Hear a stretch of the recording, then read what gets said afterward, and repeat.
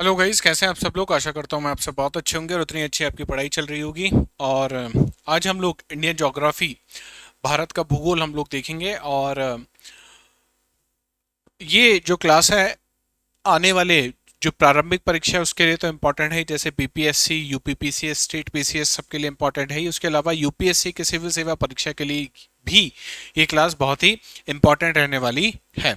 तो चलिए शुरू करते हैं मेरे यानी मुकुल भारद्वाज के साथ इंडियन ज्योग्राफी, भारत का भूगोल। और सबसे पहले मैं आपको गुरु पूर्णिमा की बहुत बहुत बधाई दे देता हूँ। आज गुरु पूर्णिमा है और अ, गुरु का स्थान ब्रह्मा विष्णु महेश तीनों से ऊपर है। गुरु ही वो व्यक्ति होता है, वो इंसान होता है जो आपको एक अज्ञानी से ज्ञानी बनाता है। ठीक है, तो अपने अपने गुरुओं को आप सभी लोग अपना आभार जरूर व्यक्त करें।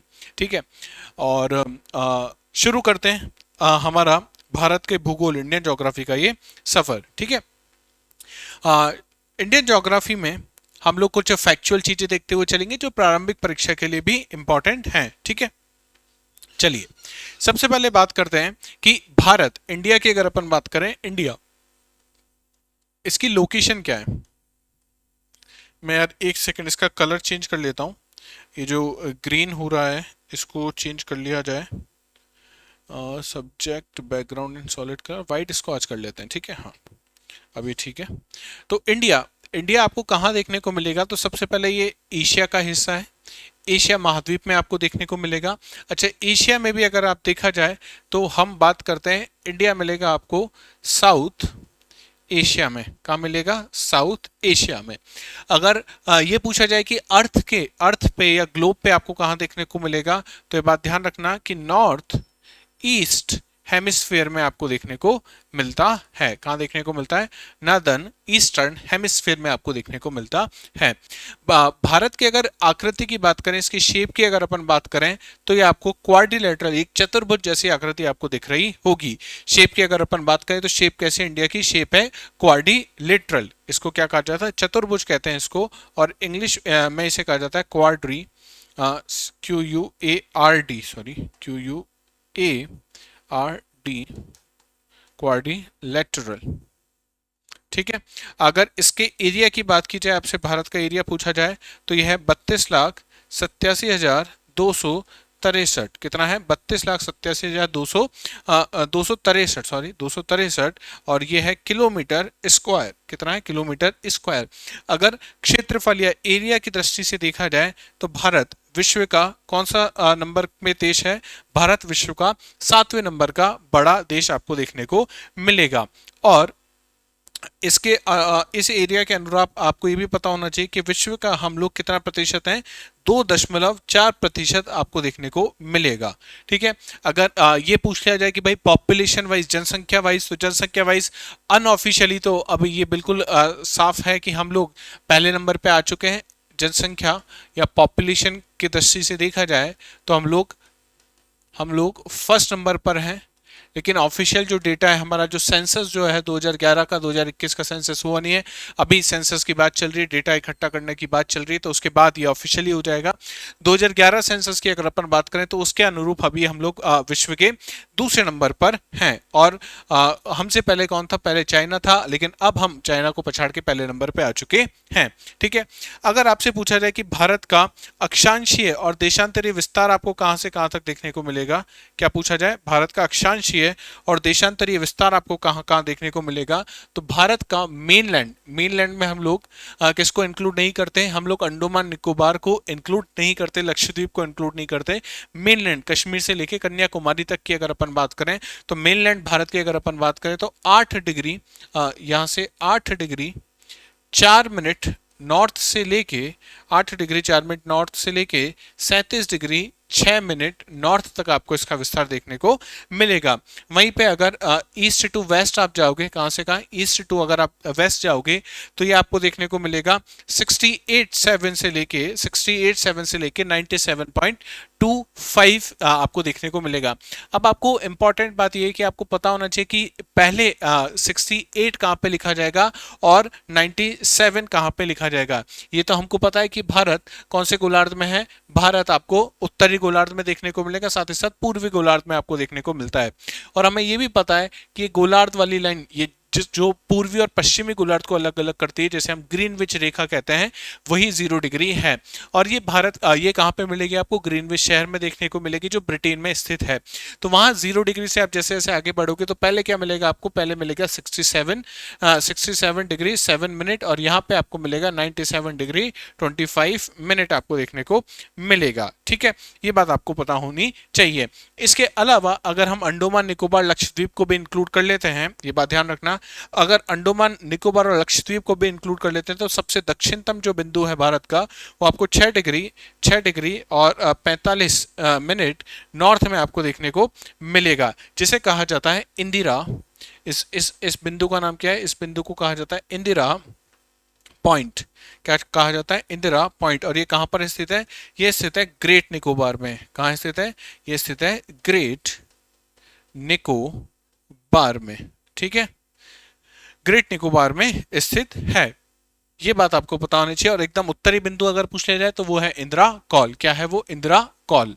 ठीक है, अगर ये पूछा जाए कि भाई मुख्य जो भूमि है, मुख्य भूमि में आप ये बताओ कि भारत का दक्षिणतम बिंदु कौन सा है। मुख्य भूमि में अगर भारत का दक्षिणतम बिंदु पूछ लिया जाए तो मिलेगा आपको 8 डिग्री 4 मिनट पे आपको देखने को मिलेगा, जिसे हम कहते हैं कन्याकुमारी। क्या कहा जाता है, ये मिलेगा आपको कन्याकुमारी।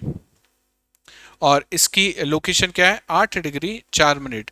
और अगर आपसे पूछ लिया जाए कि भाई इंदिरा पॉइंट, यहाँ पे आपको मिलेगा इंदिरा पॉइंट, जो कहां पर स्थित है, ग्रेट निकोबार। कहां स्थित है, ग्रेट निकोबार। ठीक है, यह कन्याकुमारी, और कन्याकुमारी यहाँ पे कहीं क्या होगी, इक्वेटर रहेगी, भूमध्य रेखा रहेगी 0 डिग्री। कभी ये भी सवाल पूछा जा सकता है कि कन्याकुमारी से भूमध्य रेखा की दूरी कितनी है, तो करीब 876 किलोमीटर के आसपास है। कितनी है, 876 किलोमीटर के आसपास आपको देखने को मिलेगी। अगर पूछा जाए कि भाई उत्तरी बिंदु क्या है, तो उत्तरी बिंदु आपको देखने को मिलेगा 37 डिग्री 6 मिनट पे, और इसे कहा जाता है इंदिरा कॉल इसे कहते हैं। क्या कहा जाता है, ये इंदिरा कॉल और ये इंदिरा पॉइंट। और यहाँ पे आपको क्या मिलेगा, कन्याकुमारी तमिलनाडु में। अगर आपसे पूछा जाए वेस्टर्न मोस्ट पॉइंट, हमारा पश्चिमी बिंदु कौन सा है, तो ये मिलेगा आपको 68 मिनट ईस्ट पे आपको देखने को मिलेगा, गुजरात में स्थित है। और इस जगह का नाम क्या है, गुहार मोती। क्या नाम है, इस जगह का नाम है गुहार मोती, इस जगह का नाम है। और पूछ लिया जाए कि भाई पूर्वी बिंदु क्या है, ईस्टर्न मोस्ट पॉइंट क्या है, तो ये मिलेगा 97 डिग्री 25 मिनट पे आपको देखने को मिलता है। यह है किबितू। क्या नाम है इसका, किबितू ये स्थान है, और ये क्या मिलेगा आपको, अरुणाचल प्रदेश में आपको देखने को मिलेगा। अच्छा, ये चीज भी आप ध्यान रखना कि गुहार मोती गुजरात से लेके किबितू जो है हमारा डिस्टेंस जो है, ये आपको देखने को मिलेगा करीब 2933 किलोमीटर के आसपास आपको देखने को मिलता है। कितना है, 2933 किलोमीटर है। और वहीं पे अगर उत्तरी बिंदु से इंदिरा कॉल से लेके इंदिरा कन्याकुमारी तक की अगर आप दूरी मापोगे तो आपको देखने को मिलेगी करीब 3214 किलोमीटर। कितनी है, 3214 किलोमीटर आपको दूरी देखने को मिलती है। आपसे पूछा जाए कि भारत के मध्य से कौन सा अक्षांश गुजरता है, कौन सा लैटिट्यूड है जो इंडिया को एकदम बीच में से गुजरता है, तो यहाँ पे आप देख पा रहे हो ये है ट्रॉपिक ऑफ कैंसर। कर्क रेखा भारत के बिल्कुल मध्य से होके गुजरती है।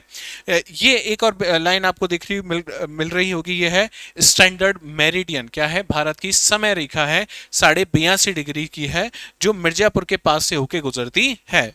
और किबितू से लेके गुहार मोती तक की ये जो दूरी है कितनी है, 2933 किलोमीटर है। और इंदिरा कॉल से लेके ये कन्याकुमारी तक की जो दूरी है कितनी है, 3214 किलोमीटर है। तो उम्मीद करता हूं यहां तक की सारी चीजें आपको क्लियर हो चुकी होंगी। ठीक है, अगर आप देखोगे कि उत्तरतम बिंदु और दक्षिणतम बिंदु, एकदम अगर नॉर्थ पॉइंट की बात की जाए और साउथ पॉइंट की बात की जाए, तो यहाँ पे आपको ये हमारा नॉर्थ पॉइंट है और ये हमारा साउथ पॉइंट है, ये ईस्ट पॉइंट है और ये ईस्ट वेस्ट पॉइंट है। ठीक है, ये दोनों ही, इन दोनों का एक्सटेंशन अगर आप देखोगे तो करीब करीब कितना है, इन दोनों के बीच में अगर आप दूरी निकालोगे तो मिलेगी आपको 30 डिग्री।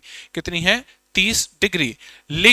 लेकिन the latitudinal and longitudinal extension of mainland is 30 degree, although the north south extent is 3214 kilometer, और ये आपको देखने को मिलेगा 2933 kilometre.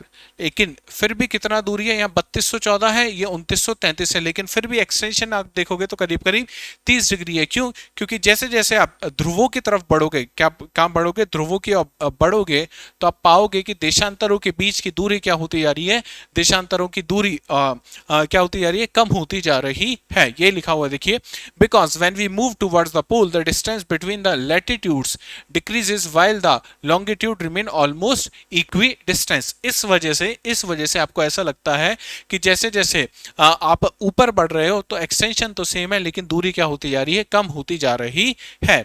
Impact of latitudinal extent, इससे इंपैक्ट क्या पड़ेगा, due to approx 30 degree latitudinal extent various type of climatic condition are found in India and diversity is also seen in soil and vegetation. 30 degree का extension आपको मिल गया। 30 degree का extension का मतलब यह है कि आपके पास जो लैटिट्यूडनल एक्सटेंशन है वो 30 डिग्री का है। इस वजह से भारत में आप देखोगे कि भूमध्य जलवायु भी देखने को मिलेगी और कुछ हिस्से में हमें टेम्परेट एल्पाइन जलवायु भी आपको देखने को मिलती है। तो एक क्लाइमेटिक कंडीशन में हमारे लिए बहुत इंपॉर्टेंट रोल प्ले करता है। ठीक है, इसके बाद अगर अपन बात करें कि tropic of cancer passes through India, और इंडिया के बिल्कुल मध्य से होकर गुजरती है, और जब इंडिया के मध्य से होके गुजरती है, ये रही आपका ट्रॉपिक ऑफ कैंसर। इसको मैं जूम कर देता हूं, आप जूम से अच्छे तरीके से इसको समझ पाएंगे। एक सेकेंड, ये डायग्राम आपको दिख रहा होगा, ये मानचित्र आपको दिख रहा होगा। इस मानचित्र से बीच में से कौन सी रेखा गुजर रही है, ये जो रेखा है इसे कहा जाता है इक्वेटर। क्या कहा जाता है, इक्वेटर, या इसे इक्वेटर कहते हैं। ठीक है, क्या इक्वेटर कहते हैं, नहीं, ये है ट्रॉपिक ऑफ कैंसर, माफ कीजिएगा। इक्वेटर तो 0 डिग्री है जो नीचे रह जाएगा, यहाँ पे आपको मिलेगा ट्रॉपिक ऑफ कैंसर। कहां से इंडिया में एंटर हो रही है, आप देखो सबसे पहला स्टेट है गुजरात, गुजरात के बाद ये मिलेगी आपको राजस्थान में 2 नंबर, तीसरा आपको मध्य प्रदेश में देखने को मिलेगी, चौथा जो आपको देखने को मिलेगा वो है झारखंड, छत्तीसगढ़, वेस्ट बंगाल। तो 6 आपको ये राज्य देखने को मिलेंगे। इसके अलावा 2 हमारे उत्तर पूर्वी राज्य हैं। उत्तर पूर्वी राज्यों में आपको पहले मिलेगा त्रिपुरा और बाद में मिलेगा मिजोरम। तो ये बात आप ध्यान रखना कि गुजरात, राजस्थान, मध्य प्रदेश, झारखंड, छत्तीसगढ़ के बाद आपको मिल जाना होगा त्रिपुरा, और त्रिपुरा के बाद आपको मिलेगी मिजोरम में। त्रिपुरा के बाद आपको कहाँ मिलेगी, मिजोरम में। कितने स्टेट हो गए, काउंट कर लेते हैं, 1 2 3 4 5 6 7। तो भारत के 7 राज्यों से होके कौन सी रेखा गुजरती है, आपका ट्रॉपिक ऑफ कैंसर। सवाल गड़बड़ हो गया यहाँ पे, 7 नहीं, टोटल कितने राज्य हैं, 8 राज्य हैं। कितने राज्य हैं, 8 राज्य हैं। क्या हमने यहाँ पे एक छोड़ा है, मैंने जानबूझ के एक राज्य यहाँ पे छोड़ा है, और जिसका नाम है यहाँ पे आपको देखने को मिलेगा वेस्ट बंगाल। कौन सा है, वेस्ट बंगाल, यहाँ पे नहीं लिखा गया है। तो बात ध्यान रखना कि पश्चिमी बंगाल से भी कौन सी रेखा गुजरती है, ट्रॉपिक ऑफ कैंसर गुजरता है। तो गुजरात के बाद राजस्थान, के बाद मध्य प्रदेश, के बाद छत्तीसगढ़, के बाद झारखंड, के बाद वेस्ट बंगाल, त्रिपुरा और मिजोरम, ये टोटल 8 राज्य आपको देखने को मिलेंगे। इस ट्रॉपिक ऑफ कैंसर के ऊपर वाला जो हिस्सा है, ये वाला जो हिस्सा है, ये कौन से रीजन में मिलेगा आपको, ये मिलता है टेम्परेट रीजन में। कौन से रीजन में, टेम्परेट रीजन में आपको देखने को मिलेगा।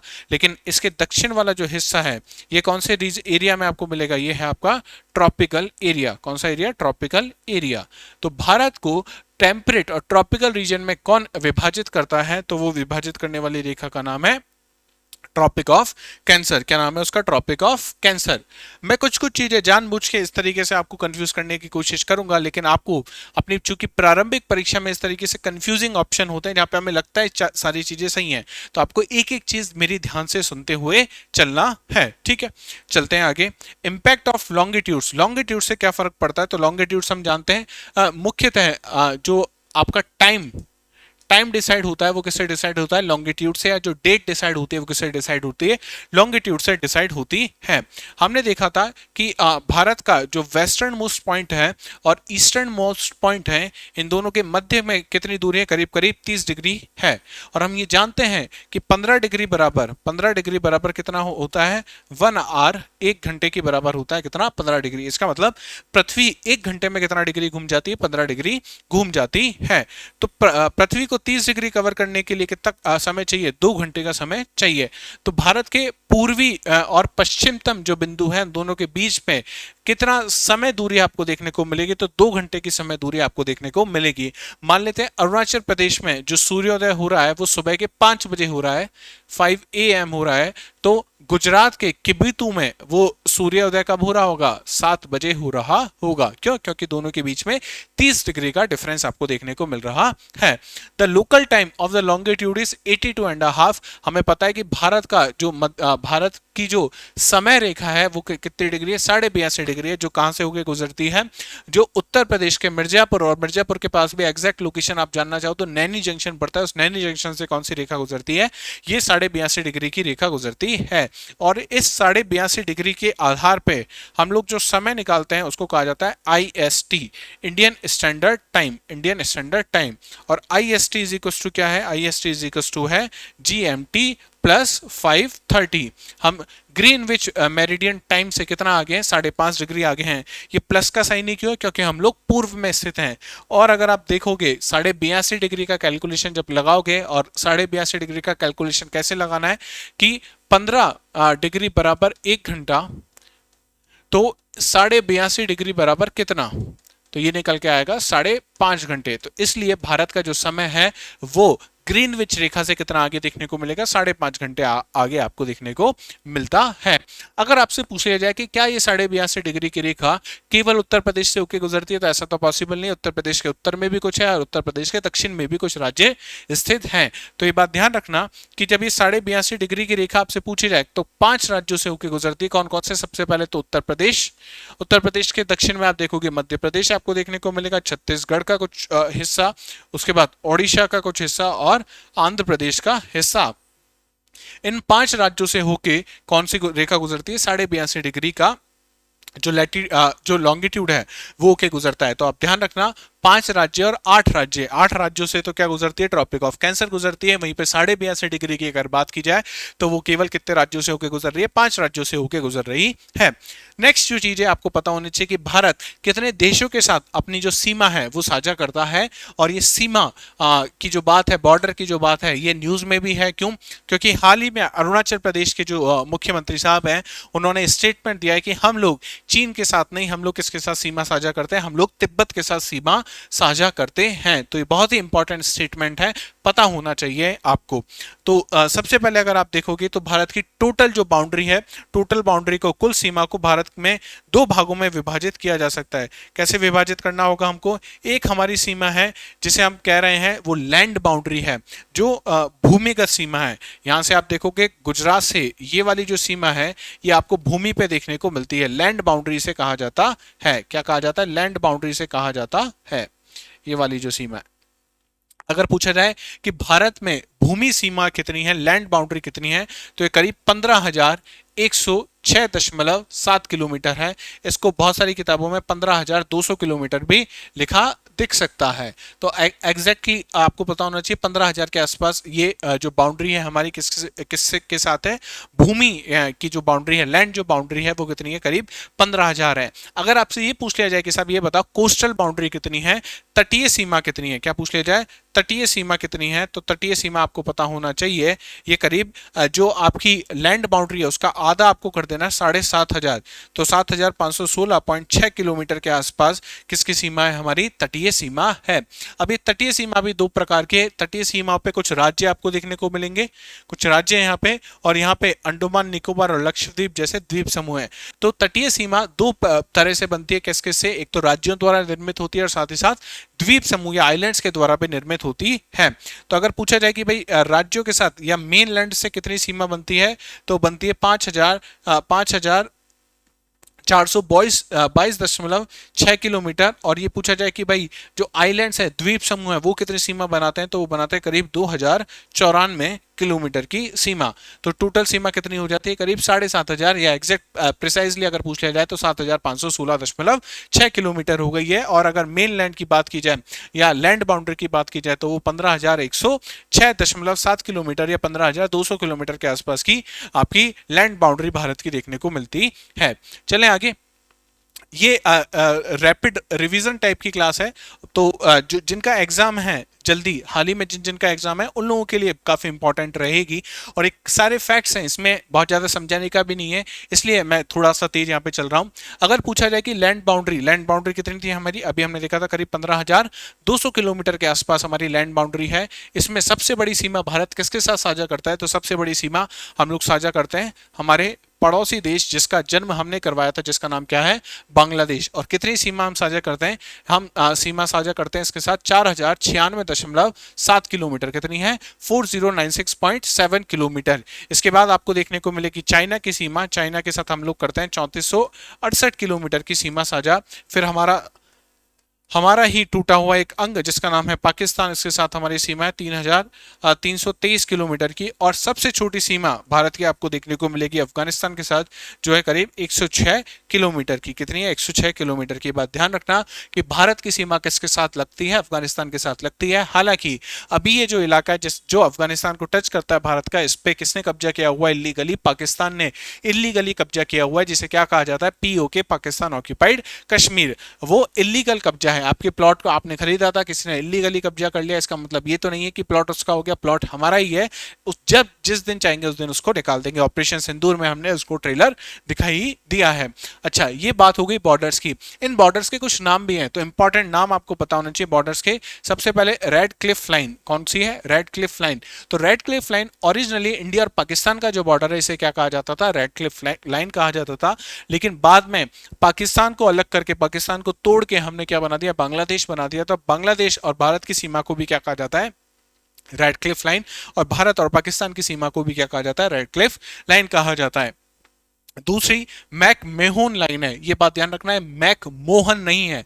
हम लोग हमेशा ना जाने क्यों और किताबों में भी इसको मैक मोहन लिख दिया जाता है, मैक मोहन नहीं है यार। ये आप सोच सक रहे हो कि किसी विदेशी व्यक्ति का नाम मोहन हो सकता है, मैक मोहन नहीं, मैक मेहोन है। क्या है, मैक मेहोन, MAHON है ये, ठीक है, मैक मेहोन रेखा है। एक इसके साथ है भारत की चीन के साथ जो बॉर्डर है उसे कहा जाता है मैक मेहोन। हालांकि केवल एक बॉर्डर का नाम है मैक मोहन, उसके अलावा आप यहाँ पे सुनोगे जॉनसन लाइन के बारे में आप सुनोगे, तो वो भी किसके साथ मिलेगी आपको, चाइना के साथ मिलेगी। उसके बाद अगर आपसे पूछा जाए कि भाई डुरंड रेखा, डुरंड लाइन किसके साथ मिलेगी, तो भारत और अफगानिस्तान, इंडिया और अफगानिस्तान के साथ कौन सी सीमा साझा करता है, उसका नाम क्या है, उसका नाम है डुरंड लाइन।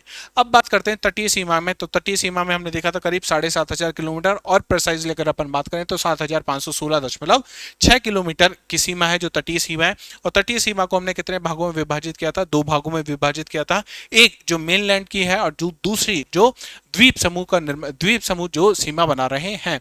अगर पूछा जाए कि भारत का वह कौन सा राज्य है जो सबसे बड़ी तटीय सीमा बनाता है, तो आपको ये पता होना चाहिए कि कौन सा राज्य है वो है गुजरात। कौन सा है, गुजरात। और अगर आपसे पूछ लिया जाए कि सबसे छोटी सीमा बनाने वाला राज्य कौन सा है, या फिर से सुनिएगा कि अगर ये पूछा जाए कि सबसे छोटी सीमा, और कौन सी सीमा की हम बात कर रहे हैं, तटीय सीमा बनाने वाला राज्य कौन सा है, तो नाम है उसका गोवा। गोवा बहुत छोटा सा राज्य है और वो छोटी सीमा बनाता है, किसके साथ बनाता है, तट के साथ बनाता है। लेकिन अगर प्रश्न ये पूछ लिया जाए कि भारत में सबसे छोटी तटीय सीमा कौन निर्मित करता है, तो उसमें आंसर आपका हो जाएगा दमन and Diu, Daman and Diu हो जाएगा। दमन एंड दीव क्या है, केंद्र शासित प्रदेश है।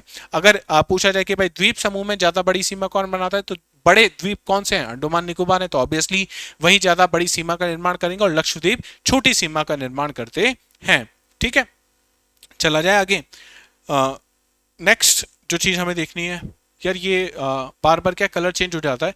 तो ये हमने सारी बॉर्डर्स की हमने बात कर ली, कौन कौन से देश है मैं आपको फिर से बता देता हूँ। एग्जैक्ट लोकेशन भी आपको पता होनी चाहिए कि भारत के पड़ोसी कौन कौन से हैं। हमारे पड़ोसी बहुत अच्छे हैं, इसलिए आपको सबके बारे में जानकारी होनी चाहिए। तो ये हमसे ही टूटा हुआ एक हिस्सा पाकिस्तान, दूसरा अफगानिस्तान। अफगानिस्तान के साथ देखो ये वाली जो सीमा है किसके साथ लग रही है, अफगानिस्तान, जिसको हमने नाम किया था डुरंड रेखा हमने कहा था। तीसरा ये चाइना का तिब्बत वाला जो हिस्सा है, वैसे तो तिब्बत अलग हिस्सा था, चाइना ने उस पर लीगली ऑक्यूपाई कर दिया, और हमने कुछ ऐसी गलती करी भारत ने भूतकाल में कि भारत ने भी ये मान लिया कि तिब्बत किसका हिस्सा है, चाइना का हिस्सा है। तो ऑफिशियल स्टैंड भारत का ये कि तिब्बत किसका हिस्सा है, चाइना का हिस्सा है। लेकिन धीमे धीमे हमारे अंदर भी क्या हो रहा है, पुनर्जागरण हो रहा है, और पुनर्जागरण में हम लोग ये मान रहे हैं कि तिब्बत अलग क्या है, ऑटोनोमस स्टेट होना चाहिए धीमे धीमे, और बाद में वो इंडिपेंडेंट नेशन भी बन जाना चाहिए। चाइना की जो दादागिरी है वो यहाँ पे नहीं चलेगी। तो 1 2 3 की हमने बात कर ली। चौथा आप देख रहे हो यहाँ पे आपको देखने को मिल रहा होगा बांग्लादेश, यहाँ पे पांचवा भूटान, छठा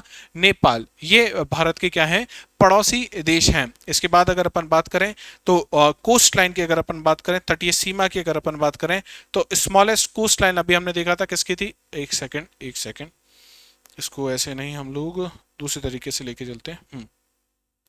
सबसे बड़ी कोस्ट लाइन तो अंडमान निकोबार की, और सबसे छोटी कोस्ट लाइन आपको दमन एंड दीव की देखने को मिलेगी।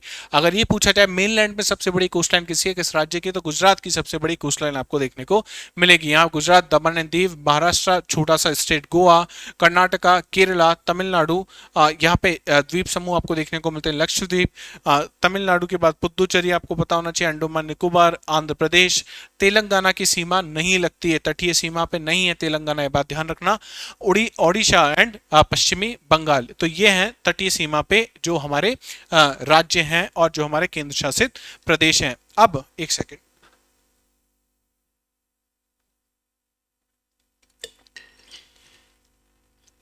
आपसे ये पूछ लिया जाए कि भारत के वे कौन से राज्य हैं जो केवल पाकिस्तान के साथ अपनी सीमा साझा करते हैं, तो उसमें आपको पता होना चाहिए सबसे पहले तो यहां से शुरू हो रहा है गुजरात, गुजरात के बाद राजस्थान, काफी बड़ा बॉर्डर है राजस्थान का, राजस्थान के बाद पंजाब, हरियाणा का बॉर्डर टच नहीं होता है, बात ध्यान रखना, हरियाणा पे कोई इंटरनेशनल बॉर्डर नहीं है। अक्सर हम क्या है, पंजाब और हरियाणा का नाम साइमल्टेनियसली साथ साथ ले लेते हैं, और इसी तरीके से हम एग्जाम में भी करके आ जाते हैं, और ये एग्जामिनर पकड़ लेगा।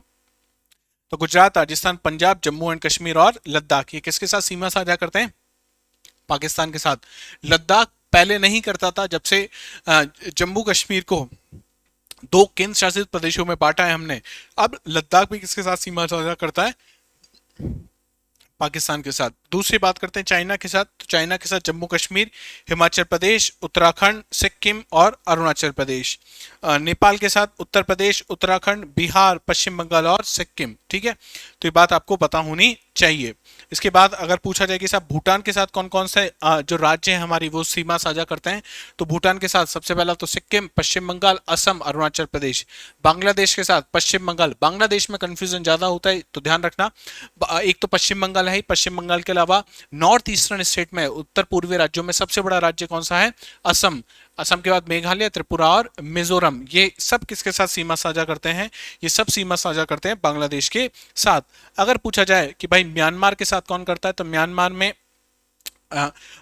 में ध्यान रखना अरुणाचल प्रदेश भी आएगा, ये इंपॉर्टेंट है, ये भूल जाते हैं लोग। अरुणाचल प्रदेश, नागालैंड, मिजोरम एंड मणिपुर। और अफगानिस्तान के साथ हमारी जो लद्दाख यूनियन टेरिटरी है, लद्दाख केंद्र शासित जो प्रदेश है, वो सीमा साझा करता है किसके साथ, अफगानिस्तान के साथ। ध्यान रखना जम्मू कश्मीर केंद्र शासित प्रदेश अब अफगानिस्तान के साथ सीमा साझा नहीं करता है। ठीक है, आगे चलते हैं। जब तटीय सीमा की हमने बात करी, तो तटीय सीमा के बाद का एरिया किस तरीके से डिसाइड होता है, तो इसके लिए एक लॉज बने हुए हैं। इन लॉज को कहा जाता है अनक्लॉज। क्या कहा जाता है इनका, अनक्लॉज कहा जाता है। ये किसने बनाए होंगे, यूनाइटेड नेशन ने बनाए हैं, यूनाइटेड नेशन के लॉज हैं, इनको कहा जाता है अनक्लॉज। इनके अकॉर्डिंग क्या चीजें होती हैं, ये आप मैप देख पा रहे हो, मैप ये सामने आपके सामने एक मैप है, इसमें कुछ दूरियां लिखी हुई हैं। फर्स्ट लिखा हुआ है 12 नॉटिकल माइल्स, एनएम का मतलब है 12 नॉटिकल माइल्स, फिर लिखा हुआ है 24 नॉटिकल माइल्स, और फिर लिखा हुआ है 200 नॉटिकल माइल्स, और 3 हिस्सों में हमने विभाजित किया है। ठीक है, तो ये जो 3 हिस्से हैं, ये अनक्लॉज के अकॉर्डिंग इनमें हम कुछ कुछ कर सकते हैं। जैसे पहला जो हिस्सा है 12 नॉटिकल माइल्स तक का, ये हिस्सा पूरी तरीके से हमारा है। क्या है, पूरी तरीके से हिस्सा हमारा है। कब, कहां तक का, 12 नॉटिकल माइल तक का पूरी तरीके से हमारा है। इसे हमारी हम टेरिटरी मानते हैं, टेरिटरी मानते हैं, तो इसे आप क्या कहोगे, इसे आप कहोगे टेरिटोरियल सी। क्या कहोगे, टेरिटोरियल सी। तो ये बात ध्यान रखना, टेरिटोरियल सी। और इसका एक्सटेंशन कहां तक देखने को मिलेगा, 12 नॉटिकल माइल्स तक आपको देखने को मिलेगा। ये पूरा स्वाधिकार हमारा है, हम पूर्ण रूप से यहाँ पे स्वतंत्र हैं, कुछ भी हम यहाँ पे कर सकते हैं। दूसरा कॉन्टिजियस सी, ये कहां तक देखने को मिलेगा, ये 24 नॉटिकल माइल्स तक आपको देखने को मिलेगा। कहां से, बेस लाइन से ये डिसाइड होता है। और यहां पे इंडिया को राइट्स हैं, जैसे कस्टम ड्यूटी हम यहां पे लगा सकते हैं, फाइनेंशियल राइट्स हैं हमारे पास हैं। ठीक है, हमसे परमिशन लेने की यहां पे जरूरत नहीं, लेकिन अगर कोई आ गया तो हम उससे क्या ले सकते हैं, कस्टम ड्यूटी यहां पे वसूल सकते हैं। और लास्ट जो है 200 नॉटिकल माइल्स तक वो है एक्सक्लूसिव इकोनॉमिक जोन। यहाँ पे हम लोग क्या करते हैं, यहाँ पे हम लोग रिसर्च कर सकते हैं, यहाँ से हम लोग मिनरल्स एक्सट्रैक्ट कर सकते हैं। इसके अलावा हम लोग यहाँ पे राइट्स नहीं आपको देखने को मिलेंगे। और इसके बाद 200 नॉटिकल माइल्स के बाद शुरू होता है ओपन सी। और ओपन सी नाम ही बता रहा है कैसा सी है, ओपन सी है। कोई भी आके यहाँ पे क्या कर सकता है, रिसर्च कर सकता है। हमारे सबके लिए यहाँ पे समान अधिकार आपको देखने को मिलते हैं कहाँ पे, ओपन सी में। तो ये बात आपको पता होनी चाहिए। और इसको कौन डिसाइड कर रहा है, इसको अनक्लॉज डिसाइड करते हैं। ठीक है, इसके बाद यहाँ पे मेंस के लिए आपको बताया गया है कि बेनिफिट्स ऑफ कोस्टल बाउंड्रीज क्या है। तो सबसे पहले coastal boundary provides India with हम लोग डिनोमिनेशन मिलता है हमें, यहाँ पे एक एक्स्ट्रा हैंड मिलता है किसके लिए, हमें इंडियन ओशन में। और इंडियन ओशन में अगर इतनी बड़ी आपकी कोस्टल बाउंड्री है तो बाकी सारे पड़ोसियों से आपको क्या मिल जाएगा, एक एक्स्ट्रा एंड मिल जाएगा, आपको डिनोमिनेशन मिल जाता है। Coastal boundary keeps the climate and the southern India moderate. आप अक्सर देखोगे कि जो सदर्न स्टेट है इंडिया के, ना तो वहां पे बहुत ज्यादा गर्मी पड़ती है, ना वहां पे बहुत ज्यादा ठंडी पड़ती है। हालांकि क्लाइमेटोलॉजी में इसको हम बहुत अच्छे से देखते हैं। इसके पीछे का कारण क्या है कि वहां पे बहुत ही नजदीक क्या स्थित है, ओशियन, समुद्र स्थित है। Due to coastal boundary India receive monsoon rains.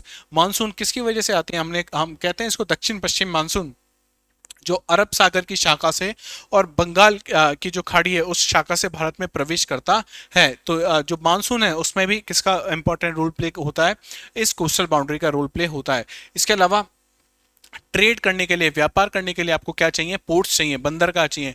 और ये बंदरगाह आपको कहाँ मिल जाते हैं, कोस्टल बाउंड्रीज में मिल जाते हैं।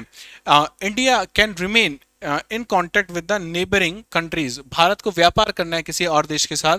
जैसे आप देखोगे नेपाल जो है, भूटान जो है, ये कैसे हैं, ये लैंड लॉक्ड कंट्रीज हैं। तो अगर इनको व्यापार करना है तो इनको भारत के पोर्ट पे सामान मंगाना पड़ता है और फिर भारत से कहाँ पे पहुंचता है, नेपाल और भूटान में पहुंचता है।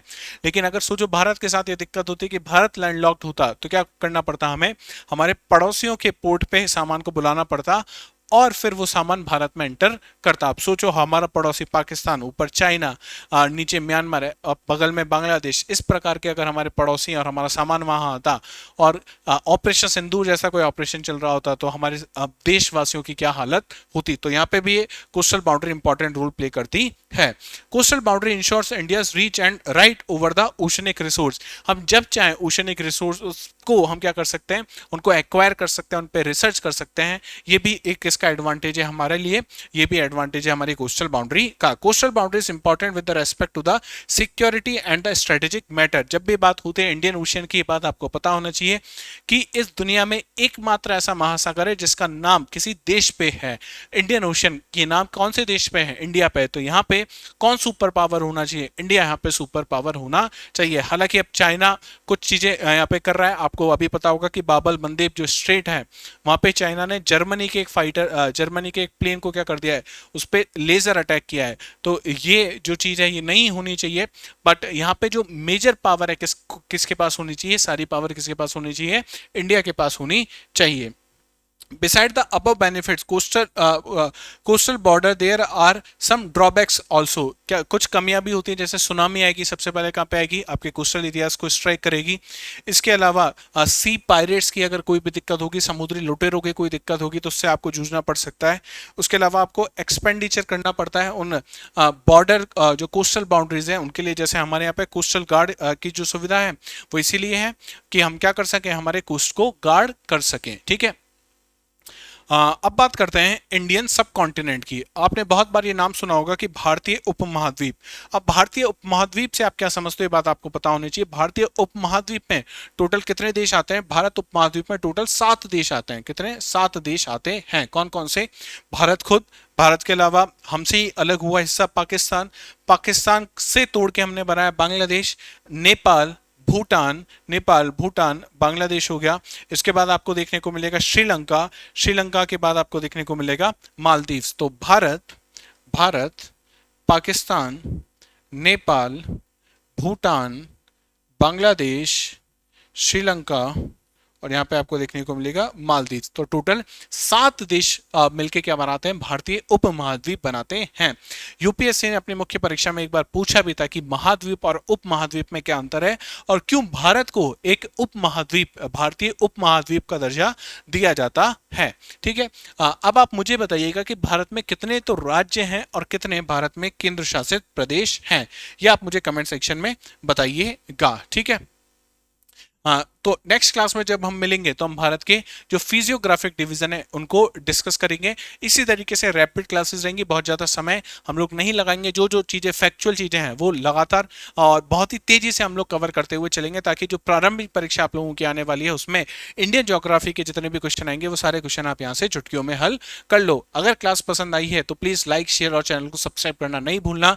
कमेंट में मुझे जरूर बताइएगा कि आपको और कौन कौन सी क्लासेस चाहिए। इसी तरीके से मैं कोशिश करूंगा पॉलिटी और हिस्ट्री की क्लासेस भी, जो रैपिड क्लासेस होंगी, वो आपके लिए लेके आ जाऊं। और लास्ट में हम लोग क्या करेंगे, इन सारी क्लासेस को, जो छोटी छोटी क्लासेस हैं, सारी क्लासेस को कंबाइन करके एक मैराथन आपके लिए मैं प्रोवाइड करा दूंगा। उस मैराथन को आप एग्जाम से एक दिन पहले देखोगे। जो मैराथन होगा 8-10 घंटे का, और उस 8-10 घंटे में एक पूरा सब्जेक्ट आप क्या कर लोगे, कवर कर लोगे। तो मिलते हैं नेक्स्ट क्लास में, तब तक अपना ध्यान रखिएगा। जय हिंद, जय भारत।